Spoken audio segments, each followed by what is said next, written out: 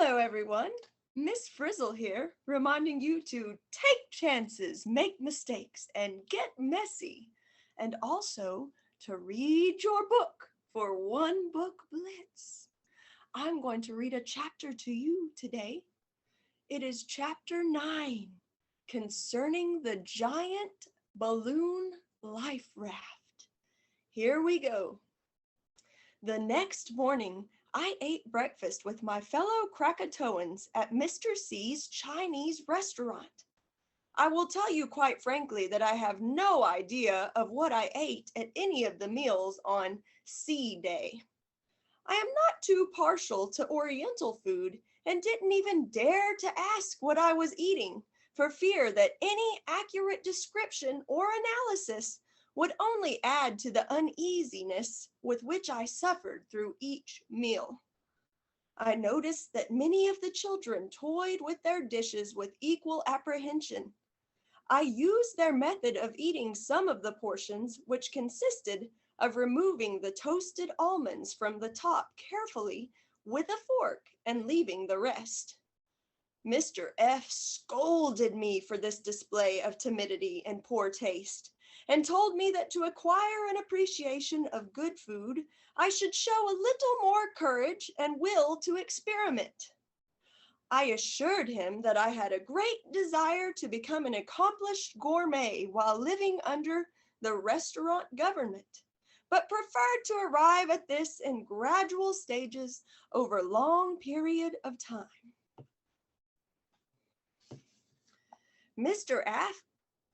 F asked me what I wanted to do after breakfast. I told him that being on the island in the position of a perpetual guest with no work to do, I was fast getting to think of living in terms of holidays back home. On a hot Sunday in San Francisco like this C Day of the month of Lamb in Krakatoa, I would most probably go to some beach and do some swimming. I suggested a swim to Mr. F.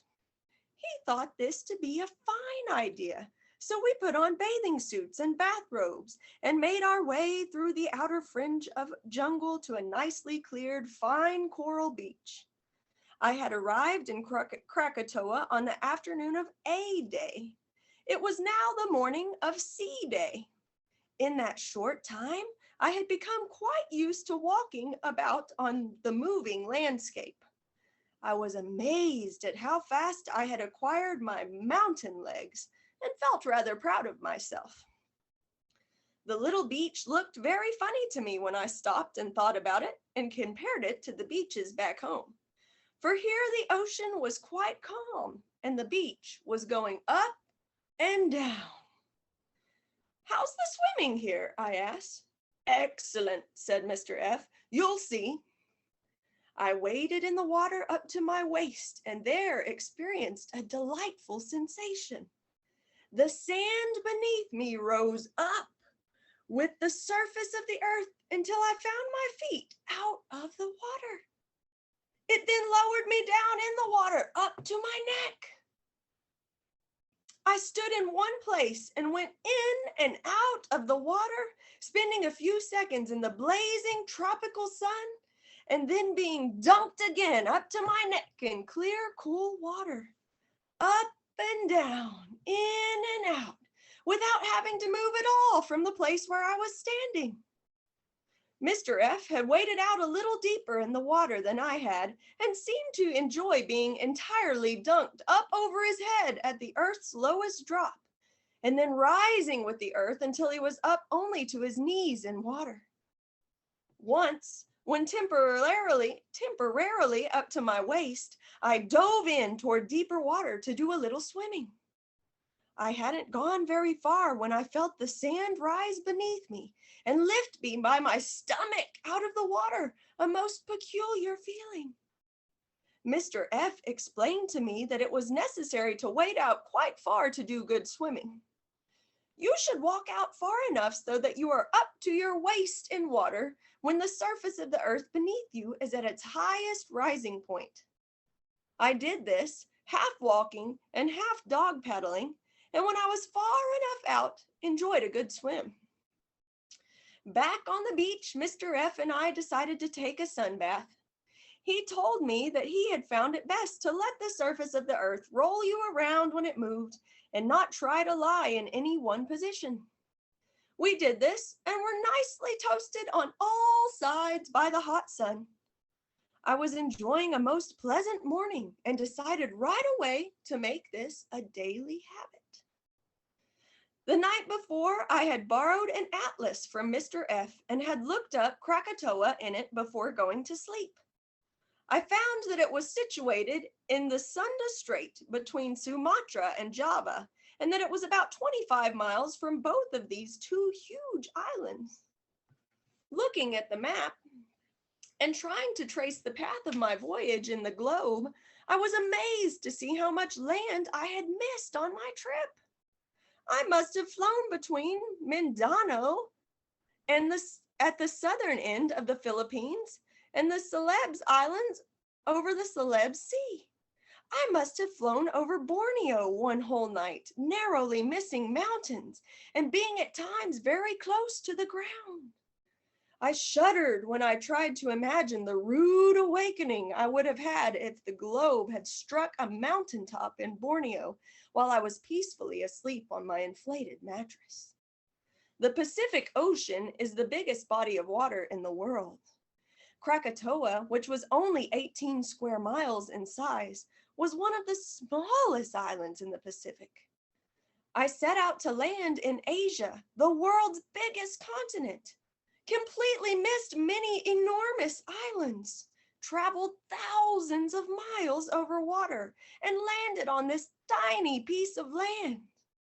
Had a sea captain set out across the Pacific Ocean for, let us say, China, and missed it by a few thousand miles and landed instead on Krakatoa, he would have been stripped of his commission and had his ship taken away from him. But to balloonists, stories such as mine are typical, and balloon trips are only considered unusual if you arrive within 100 miles or so of your planned destination.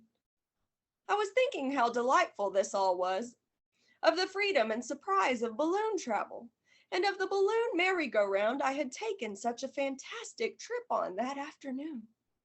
Then it occurred to me that the balloon merry-go-round was a pretty big affair, and it seemed to me that it should be visible when up in the air on a clear day from either Java or Sumatra.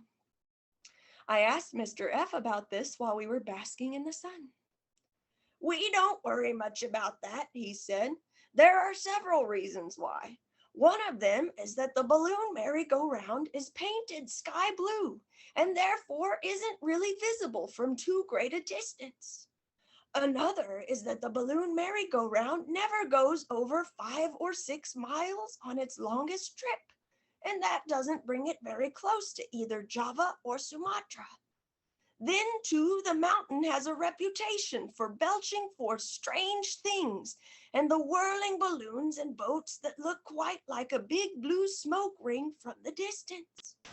But there is this very important reason why we don't worry about its being seen. In 1877, our second year here, the mountain was so violent that it scared the people living on the shores of the Sunda Strait in both Java and Sumatra so much that they moved their homes inland about 25 miles on both islands.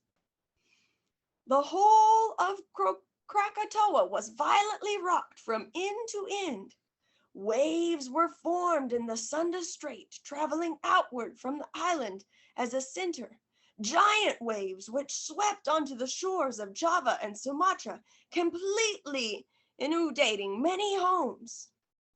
The noise was formidable and the waves caused so much damage that the people moved away from the tips of the islands in great haste. We have reason to believe that no one dares to live within a radius of 50 miles from us." "Great heavens!" I exclaimed. "How did such an explosion affect you who were living right here on the island?" "It was quite bad. Many of the huts we lived in at the time collapsed like card houses. No one was hurt much, though. Many of us were knocked unconscious or had our wind knocked out from being thrown abruptly to the ground. The noise of the explosion wasn't too bad on the island. I suppose the fact that we were right on the island made the noise more bearable. If you stand right near or on a large artillery piece when it is fired, you are much less bothered by the noise than you are if you are 50 feet away. We picked ourselves up, helped those who needed help, and went about the business of rebuilding our houses. This brought up another point that had been puzzling me. Why, I asked Mr. F., do you people live here on top of this dormant volcano, when with a handful of diamonds you could live a life of lavish ease and comfort in any other country? Your question is a puzzler, and there is really no logical answer to it. It suggests a series of other questions of exactly the same nature. For instance, why doesn't a millionaire in any other country consider himself rich enough to retire? Why does he try to make another million? Why do tycoons with several millions of dollars try to make $1 billion, a sum so huge they couldn't possibly spend it in a lifetime? As long as our diamond mines are kept secret here, the 20 families of Krakatoa match the rest of the world in wealth. The diamond mines have a peculiar magnetic effect on us. We couldn't live happily in any other country. We would be haunted with the unbelievable dream of this unheard of wealth back on the island. But we can't take our diamonds, that is all of our diamonds, to another country without destroying their value. We are slaves of our own piggishness. We have locked ourselves in a diamond prison. On the other hand, we're very happy here. And I suppose the fascination of knowing that we are each one of us richer than the combined Midases, Nabobs, and Croacy of history enters too in the Krakatoan spell which keeps us here. But this spell, as you call it, seems a little unreasonable to me for the simple reason that it challenges a will of human nature that is far greater than the will to be rich, this being obviously the will to live. How can you live happily here under the constant threat of being blown sky high? Now that I think of it, this whole island is like a turkey stuffed with nitroglycerin. The surface of the earth here, which is right at this moment moving us gracefully up and down, is obviously activated by molten lava. A crack in the earth's surface and the cold waters of the Pacific would rush in. Imagine what would happen then.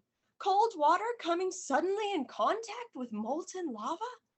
This hollow, rumbling shell would suddenly find itself like a covered kettle of boiling water on a stove. The resulting steam would cause pressure enough to blow the top right off the whole island. No one could survive such an explosion. What good would your diamonds do you then? We're all only too much aware of this possibility.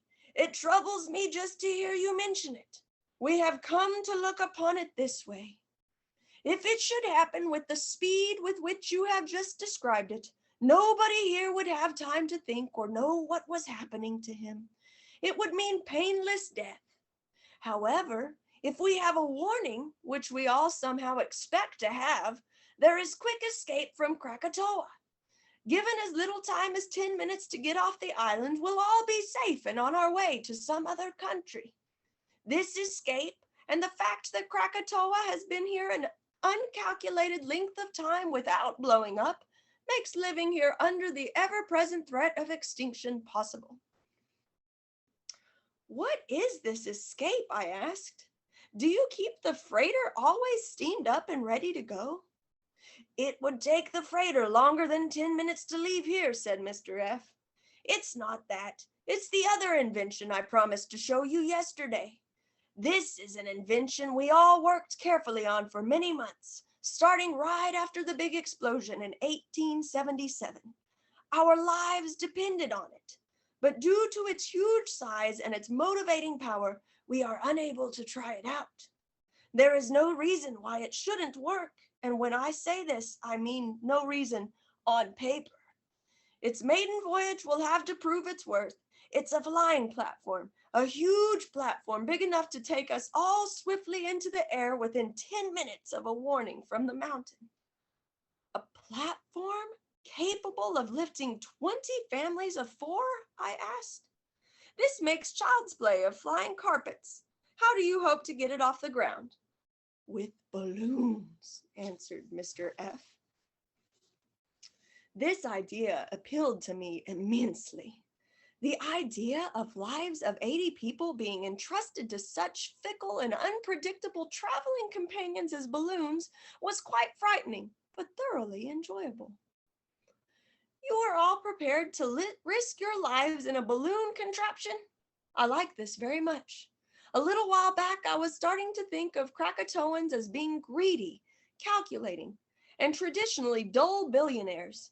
Now I find you are incurable romantics. Tell me, how can such a massive weight as that of 20 families be lifted off the ground?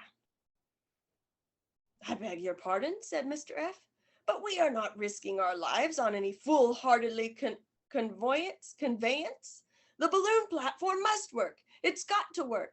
It can't help working. Look, I'll show you. I walked over to where Mr. F. was laying, sat down beside him, and watched him as he sketched the platform in the sand.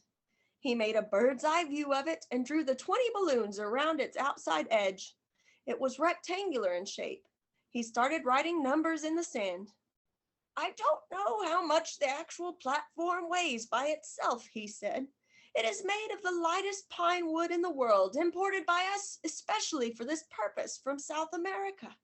It is made of light beams, and the floorboards are laid with spaces between them for greater lightness.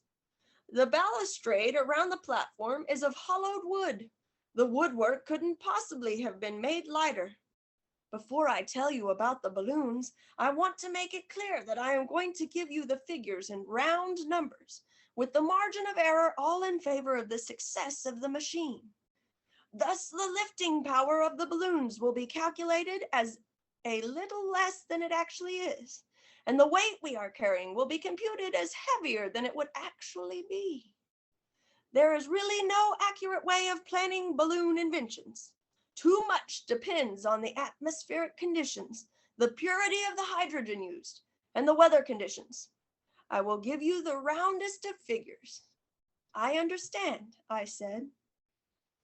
To be continued by our next reader. I would like to remind you again that this is Miss Frizzle reminding you to read your book every night, read your chapter, and answer the questions at school and always do your best.